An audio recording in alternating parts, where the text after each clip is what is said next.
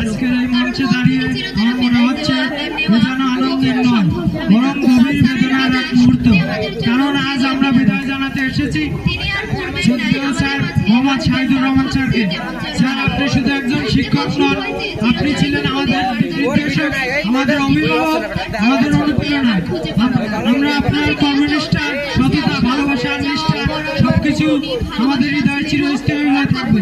যেদিন আপনি আল্লাহ জামরা খাতুন বিদ্যাপীঠে যোগদান করেছিলেন, সেদিন থেকে আপনি এই প্রতিষ্ঠানের প্রাণের অংশ হয়ে গিয়েছিলেন। আপনার নেতৃত্বে আমাদের বিদ্যালয়ের নতুন উচ্চতা এবং আপনার পরামর্শে আমরা পেয়েছি দিক নির্দেশনা, পেয়েছি সাহস, পেয়েছি প্রেরণা। স্যার, আপনি আমাদের শিখিয়েছেন শিক্ষা মানে বইয়ের পৃষ্ঠায় শিক্ষা নয়, শিক্ষা মানে মানুষ গড়া, শিক্ষা মানে সমাজ গড়া, শিক্ষা মানে দেশ গড়া।